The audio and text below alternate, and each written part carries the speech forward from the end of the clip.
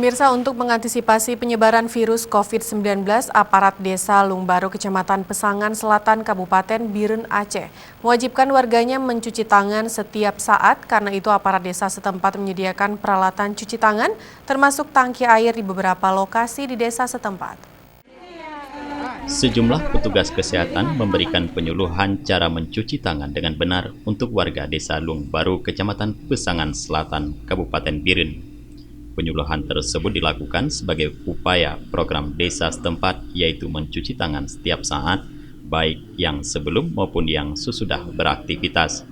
Selain untuk masyarakat setempat, program cuci tangan itu juga diwajibkan bagi siapa saja yang ingin masuk keluar ke desa itu. Program wajib cuci tangan tersebut digalakkan oleh aparatur desa setempat sebagai upaya pencegahan masuknya penyebaran virus COVID-19 ke desa mereka. Selain menggalakkan cuci tangan, aparat desa setempat juga memberikan penyuluhan cara membuat minuman alami dari rebusan rempah-rempah untuk ketahanan imun tubuh bagi warga.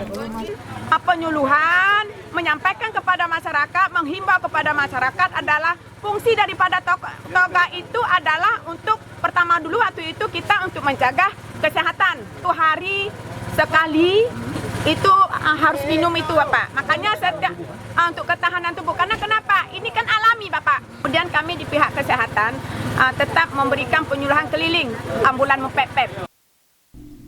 Abdullah, Kepala Desa Lungbaru, mengharapkan sejumlah program yang diterapkan di desanya dapat mencegah penyebaran virus COVID-19 dan warga desa setempat bisa hidup sehat.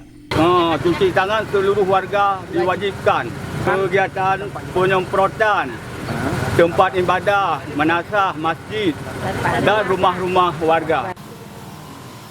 Dari Biren, Tim Liputan Aceh TV melaporkan.